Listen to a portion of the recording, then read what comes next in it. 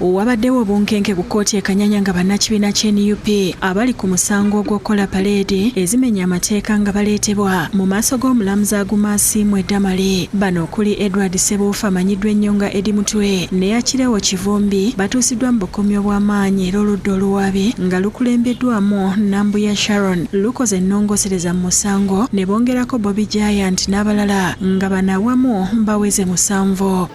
F4 Serunkuma Edwin Elias Eddie King Kareja.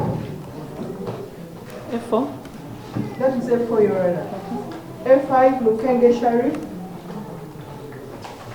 Bano omulamuzi abasomedde omusango ogw'okukola paleedi emenya amateeka nga tebasabye lukusa okuva ewa minisitule w'ebyokwerinda ekimenya amateeka era bonna omusango ne bagwegaana. February 2025 at National Unity Platform offices at Makerere, Kavule, Wandegeya, Kawempe Division in Kampala District were present at a meeting or assembly of persons held without the permission of the minister for the purpose of training or drilling persons in the practice of military exercises, movements or evolutions. Bannamateeka babawaabirwa nga bakulembeddwa Samuel Muyizi Mulindwa, Shamim Malende, Michael Kintu n'abalala bataddemu okusaba kwabwe okw'okweyimirirwa era ne baleeta n'ababeeyimiridde wamu n'ebiwandiiko ebibadde byetaagibwa. Oludda oluwaabi lusabyeyo obudde bwa mwezi mulamba okusobola okuddamu okusaba kuno oludda oluwawaabirwa kye luwakanyiza era okukakana ng'omulamuzi ataddewo olwanga 29 omwezi guno abawawaabirwa lwe bagenda okuzibwa mu kkooti.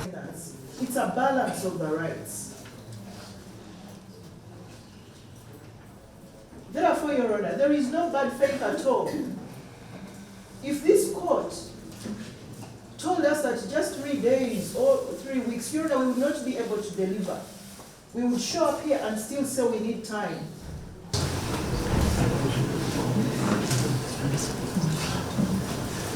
Your Worship has several land authors, including the former Chief Justice,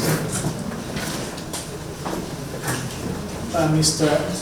Abalagidde okuddizibwa kwa limanda okutuusa ku olwo. Download the app on App Store or Google Play Store now. Vision Digital Experience, the future of media.